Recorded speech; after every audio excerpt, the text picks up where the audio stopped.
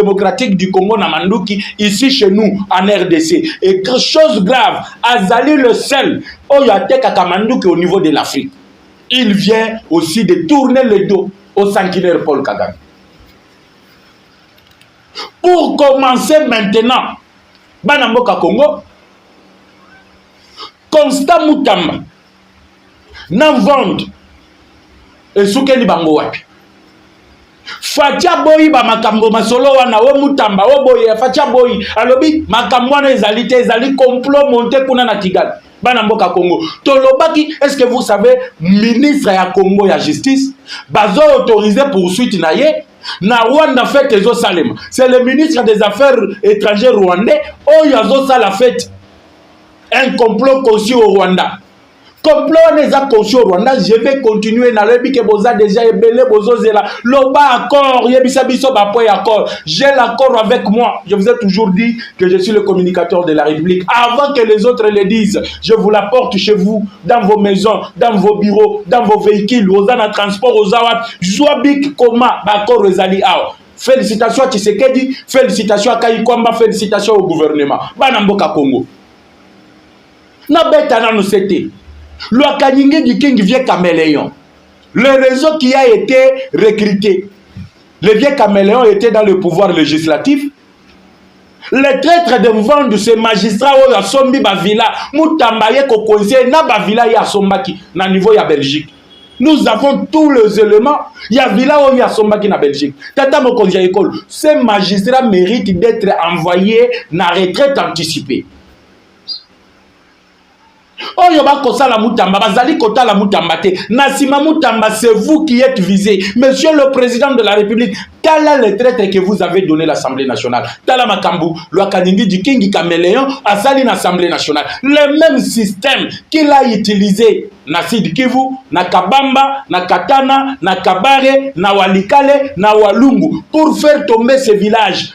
Divulgation, propagation de faux bruits, c'est qu'il y a une infraction condamnable dans le code pénal. Le même procureur, parce que Bayebani, Joseph Kabila a tout fait. Vous voyez pourquoi Kabila a placé un vendre dans la cour de cassation? Écoutez-moi très bien, parce que vous avez une révélation que vous ne trouverez nulle part. Mais entre-temps, je suis en train d'espérer que vous êtes en train d'aimer la vidéo. Vous avez la carte à commenter l'émission, vous avez la carte à partager et vous êtes en train de vous abonner massivement. Vous voyez pourquoi Mvonda a été placé dans la cour de cassation?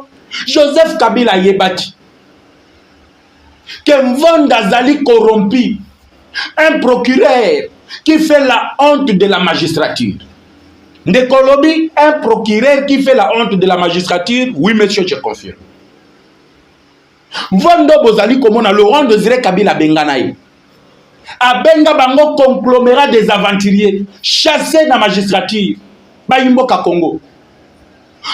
Kabila soi-disant, moi na ya Laurent Désiré Kabila, Mouto yo tata na yo abengana ki alobi azali conglomérat, zana kati ya conglomérat ya baventurier. Yo moi na soi-disant, Laurent Désiré Kabila, oyo aloba qui n'est jamais trahir le Congo. Ok, kolokota vendre, ozongisie na magistrature, et en plus ça du cours de cassation à Pessier. Pourquoi vous saboyez pour nanine? Kabila ba pesa vendre na cour de cassation, c'est pour contrôler. Boyebi pour contrôler quoi? L'Assemblée nationale, le gouvernement. Parce que la cour de cassation, prenez le stylo, écrivez ici, c'est la leçon que nous sommes en train de donner avant Tokota na Washington. Oyo ba uti ko signer. Fini la guerre. Nanga, et vous comprendrez pourquoi Nanga Baby Shaki Elongi. Tampo ya Elongi Nange Bimaki Mukolo wana devant Bintou Keïta. Le message que je vous ai dit, j'ai dit ici, t'as la message Bintou Keïta memena kinanga. Non, mais Toyoki point de presse, il y a 1h45 minutes, Balobi Makambuyo Lobite. Est-ce que les Rwandais là peuvent nous prendre comme des imbéciles? Na réunion où sali journée Mobimba. Est-ce que contre Rwandais Kokyo Sala 1 minute 45 secondes? Ils n'ont pas voulu vous dire la vérité. Maintenant, écoutez d'abord. Je vais en finir avec Mvondu Paul. Je vous ai promis que Mvondu Tokosi Lisaye le poso. Muyibi wana to aussi lisaye mapango yo ba villa bateki na Gombe ao batekeli ba India batekeli ba Libanais kopo wana ko salema na Mvondu ba koboto la ba Congolais les autochtones ba kolo mabele ba mapango na bango ba villa on le vend aux expatriés mais les kopo yo Mvondu azali Et Kabila a passé cour de cassation. Retenez pour la première chose, comment la cour de cassation est le juge naturel. Il y a un ministre Nyonso na katia gouvernement. Kabila yebi kazana batu na katia gouvernement. Kabila yebi kazana batu na katia assemblée nationale. Il faut sikoya placer mutunaye na juge naturel ya batuana. Lelo po bakanga député, il faut la cour de cassation interpeller. Po bakanga lelo lo kaningi diking pour contrôler Vital Kamerhe Azumvond a placé Yewan. Banamboka Congo. L'histoire retiendra que Lelo, tu sais qu'il vient de clouer tout. Et Mvondouana, il a été activé. Le plan concocté au Rwanda pour faire tomber Mutamba. Pourquoi faire tomber Mutamba? Mutamba a annoncé sa poursuite contre Kabila. Mutamba a annoncé sa poursuite contre les autorités de l'Alliance Fleuve Congo Barème 23. Mutamba a bloqué 300 entreprises, il y a Joseph Kabila. Mutamba a bloqué 54 comptes, il y a Joseph Kabila dans la banque commerciale. Mutamba a bloqué bien Nyonso, il y a Joseph Kabila. Mutamba a bloqué port illégaux, il y a Joseph Kabila. Tout ça est comme ici bango ke bazali lisusu na bisika oyo bakoki ko se ravitailler pour se financer. Et encore plus grave, muto abandaki koteke la bango manduki El Ashkar, le sujet tilt a pesi bango mukongo lobi a koteke la ka bango lisusu manduki te. Et c'est lui le plus grand vendeur des armes dans le marché yaba militaire au niveau de l'Afrique. Je vais en revenir. Et pour contrôler tous ces réseaux de Kabila dans l'Assemblée nationale, na gouvernement, na kati ya Sénat, il a placé Mvond parce que la Cour constitutionnelle est le juge naturel de députés. La Cour constitutionnelle est le juge naturel de tout le ministre du gouvernement. Pour accepter la première ministre et le président de la République qui ont la Cour constitutionnelle comme leur juge naturel, tout le reste bali ko sambisa bango kuna. Kabila tchakiye pour na alande la bato a réseau naï. C'est ainsi que baye ko activer réseau wana. Il faut qu'il cloue Constant Mutamba. Lelo banamboka Congo. Bakweyima kale. Lorsque Mutamba démissionne, tu lis la lettre de la démission de Mutamba, tu comprends bien et bien que Mwana Mobali Yoyo, c'est un soldat de Tshisekedi. Un soldat Tshisekedi, il y a Tshisekedi au service de la nation pour réparer la justice qui est malade. Tshisekedi a là, banda, manda naye banda. Depuis qu'il est élu président de la République, la justice est malade. Mais le ministre le seul qui l'a eu, Oyo, a kokaki, kochuba justice ango tonga, poete bika Mutamba. Il vient d'être sacrifié et Fati n'est pas tombé dans de bêtises de Kamerhe. Tshisekedi a dit que Kamerhe invente. Ce sont les oiseaux de même plumage qui exécutent les ordres qui viennent de Kigali, qui exécutent des ordres qui viennent de Kagame. Aujourd'hui, le maître penseur à quoi? C'est là maintenant que j'entame le sujet du jour. Banamboka Congo, j'espère que vous aussi avez aimé vidéo, partagé l'émission.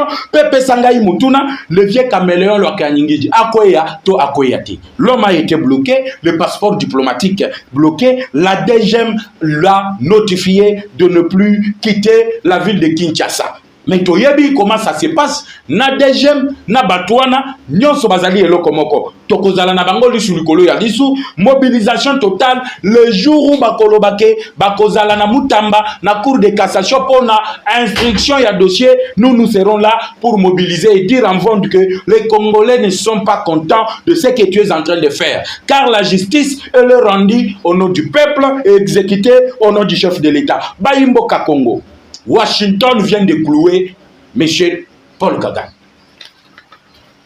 Washington vient de donner le go.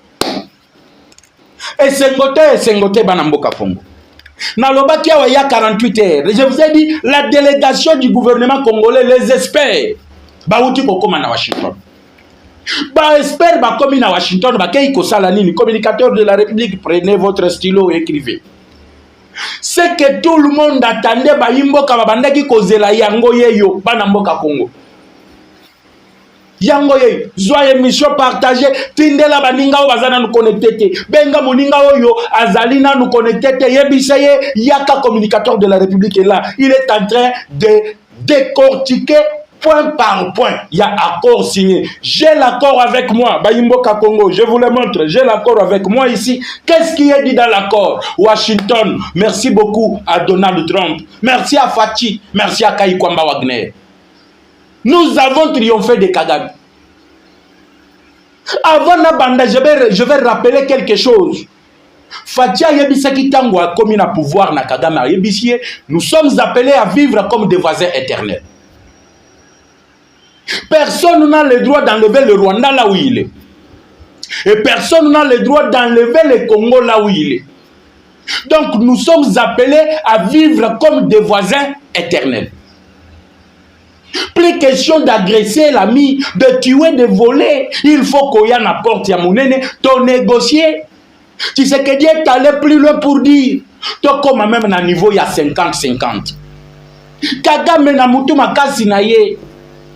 Un sanguinaire n'a pas voulu écouter ce que Fatih avait dit. Et pour comprendre pourquoi Nazali ko répéter na bandi na makambo yo Tshisekedi aloba na Kagame lorsqu'il est arrivé au pouvoir. Quand il a prêté le serment en janvier 2019. Il a dit à Kagame, il lui a proposé, nous devons collaborer pour sécuriser nos frontières. Nous devons faire ceci pour sécuriser l'économie régionale. Kagame Aboya Lobby, lui il est puissant. En Afrique, personne ne doit lui dire ce que lui doit faire. Yakosala Oyo Yazali Nango, parce qu'il avait le soutien des multinationales, parce qu'il avait le soutien des États-Unis, parce qu'il avait le soutien de la Grande-Bretagne, parce qu'il avait le soutien de tout le pays des G7. Lelo, tous les pays des G7 viennent d'abandonner Kagame. Même Mouto Yabandaki ko signé naye, ba corps militaire vient de l'abandonner en disant qu'il ne peut pas être responsable. Il y a conflit au Ezali ko Salema, au sein il y a sous-région, il y a Grand Lac. C'est ainsi que lobby Ezalaki victoire. C'est hier la nuit que c'est officiel. Banamboka Congo, na lobby, n'oubliez pas aimer la vidéo, partager l'émission.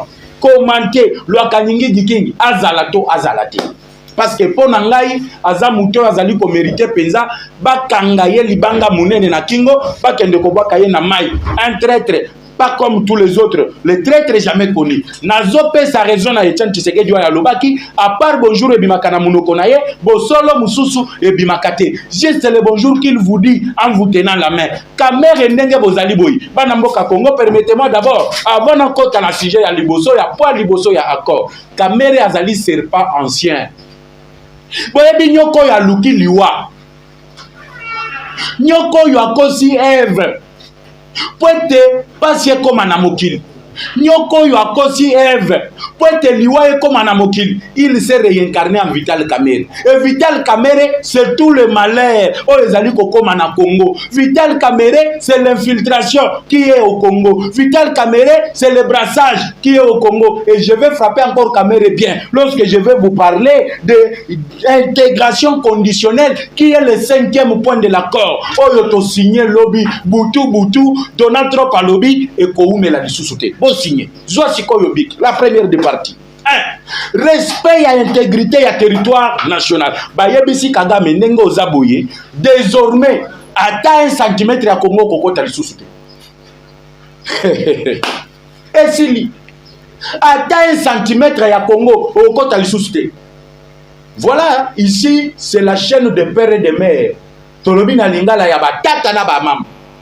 Mabiloko, Okoyo Kango na ba chaîne Moussou après. Okoyo Kango na Munoko Abatu Moussou après. Bisoto ko puiser à la source. Voilà l'accord. Premier point. Le respect de l'intégrité territoriale. Na Lingala Balingini. Balingi Koyebi Sakagame ke Yondengo Zaboy. Ata centimètre à Congo Konyatango Lissoute. Armée Nayo. Ata 1,5 centimètre à Congo Konyatango Lissoute. Tikala et pas inayo. Ce que l'Indio Kota na Congo, qui n'est pas autorisé par le gouvernement congolais, au Kota d'une manière officielle, avec la permission du gouvernement congolais. Tout le monde a eu sous-souté. Fini la violation de l'intégrité territoriale. Et plus grave encore, na non-respect à bas point où ils allaient na bas sanctions, où ils allaient qu'on réserverait le Rwanda et Kigali. Et d'ailleurs, na Kigali, na minute, tous les dignitaires, bah, comme ils avion, bah, kima. bazokima nini ote oyo azwi place wana azali mutu oyo Tshisekedi abandaki ko coopérer na ye. Ici nous sommes en train de fuir konani chasse à la sorcière bakobanda ko poursuivre biso bana Kagame batelemeli le premier ministre bapona bango. C'est le président du Sénat qui va prendre la succession de leur père parce que tata na bango incertitude totale à lui régner sur sa survie ou pas. Et moi je ne suis pas là, je suis sur le respect de l'intégrité territoriale. Kagame ne peut plus. On le cloue ainsi. Exploitation illégale de nos minéraux et si violation il y a bana nabiso ya basi ba mama nabiso ba koko nabiso et si Kagame po kotawa il faut Kinshasa y permettre. Il faut Kinshasa et permettre et sengoto bana mboka Kongo. Kagame chimbubu tala ndenge matama ozalaka kutu na matama te mikuo na mikuo.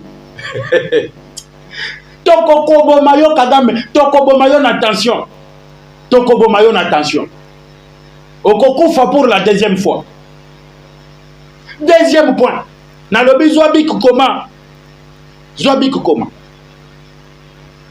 Interdiction des hostilités.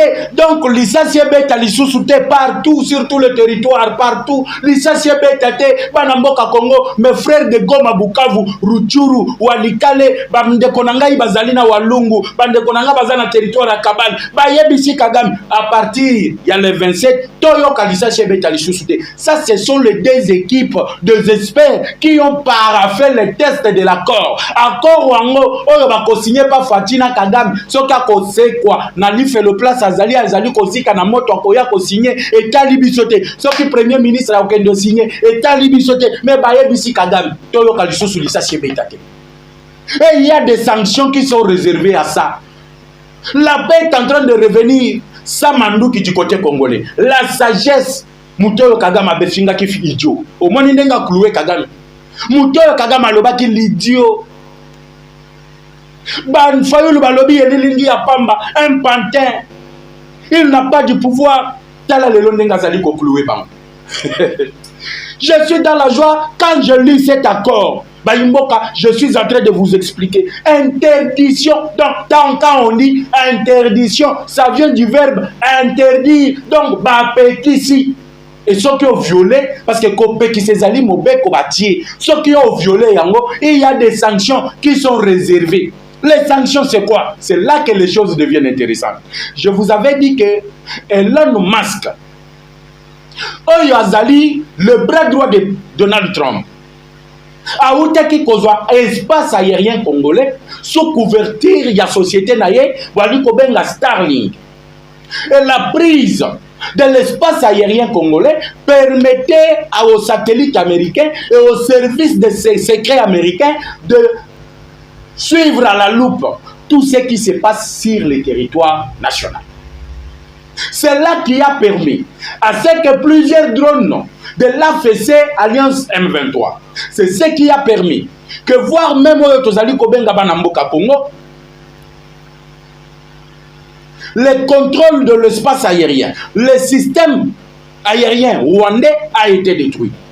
C'est parce que Starlink avait pris la couverture de l'espace aérien. Donc, 2 345 km² de la République démocratique du Congo est prise en charge par les États-Unis d'Amérique. C'est ainsi qu'au Monaki, ils ont diffusé les premières vidéos. Yaba Rwandais, comment est-ce que le militaire rwandais entre sur le sol congolais. Ils ont diffusé les images de l'entrée de Kabila avec 500 unités spéciales de la garde républicaine rwandaise au niveau de Goma, accompagné par Paul Kagame, Oyoya Soukaki, na niveau ya Gisenyi. Ainsi, le Lobazali boya interdiction des hostilités. Et comme sanction, ceux qui ont meki kokota lisous, kobandaba hostilité, il y aura fort à faire à l'armée américaine qui va s'installer Bayimboka Congo, na Rutshuru, où la base militaire américaine sera installée. Et au niveau de l'Afrique,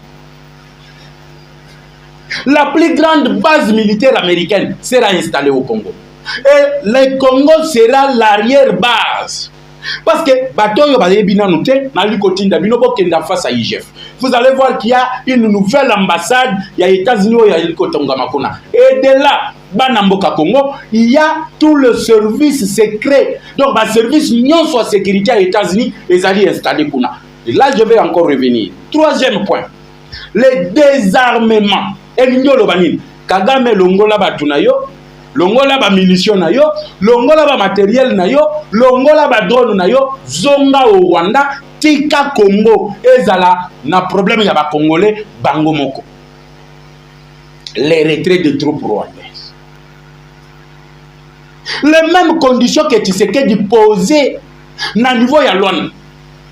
Ba imboka Congo to yebisaki bango ke bokolo ba oza fanatique a fatité. Fatia za mona mboka, aza Moïse et liberté. Surtout le test ici qui a été signé par les deux pays, ça montre que Tshisekedi, c'est un Congolais que Dieu a envoyé au Congo pour ôter le Bissamboka. Désarmement. Fatia Ebisaki, avant de négocier, il faut nous l'armée rwandaise et se retirer sur le sol congolais. Les États-Unis, retirez-vous, retirez-vous. Bokende, et si Kanabino, et Zalina Congoté. Na minduki na bino nazo kende na lombango parce que point ya makasi yango yo nazali kokota le point 5 ne ko ici caméra akwei tu le point 5 ne ko ici Kagame akwei tu le point 5 ne ko ici Nanga le même message que Bintou Keïta avait donné à Nanga à Goma et Zalini intégration conditionnelle de groupes armés non étatiques. Gouvernement Nabiso. Monso à l'époque président de l'Assemblée nationale. Ayebisaki bango que topesi bino recommandation. Ndenge gouvernement bozaboye bokoki kosala brassage na mixage de.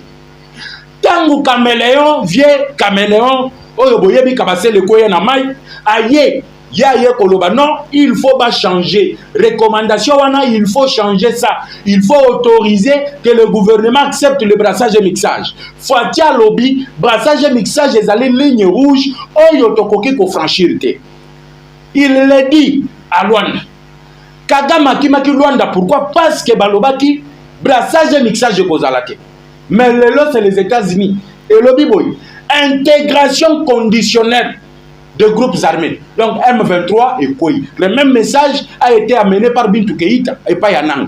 Nde bisika bomona ki tampon ya Elongi Yanang et fini. Natikala omona tampon ya Elongi Yanang te, mais regardez les vidéos, regardez les photos. Oh nanga zuna Bintou Keïta omona ke ba tampon et fini.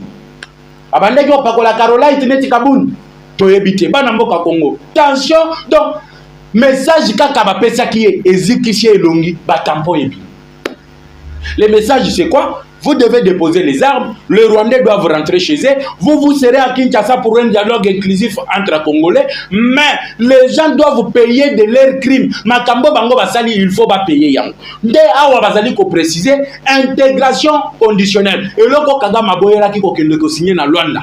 Vous vous rappelez, lorsque le chef de l'État était parti à Luanda, Kagame aboya ki ko kende na Luanda. Et ça là qui cinquième point. Oh balobaki que il n'y aura pas brassage, il n'y aura pas mixage. Et Tshisekedi vient de gagner la plus grande guerre qui nous était menée. C'était l'infiltration. Nous étions infiltrés à tous les niveaux. L'infiltration, Kabila nous a amené le brassage et mixage en 2009. Kabila nous a amené le brassage et mixage en 2012. Lelo, Fatia lobby brassage et mixage à Boupia. Moyen ba koti sa lisusu ba espion na bango, na législatif, na gouvernement, na armée, na ba service de sécurité ezali lisusu te. Bana mboka Congo na liko suka na bonne nouvelle loi.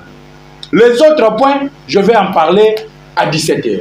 Dans un numéro que vous aurez toujours à suivre sur votre chaîne de Tata et de Mama. Ça a été un plaisir, Banamboka Congo, de vous présenter ces numéros de décryptage de l'actualité politique. Une journée que de bonnes nouvelles s'accumulent, se succèdent. Après rejet à démission, aujourd'hui, les Alima Kamouya signature de l'accord. Et les bonnes nouvelles, les conditions que Fachi posait, les conditions où les alliés exécutés de l'autre côté. Les communicateurs de la République vous fixent rendez-vous tout à l'heure sur la même chaîne, à la même heure et avec le même plaisir.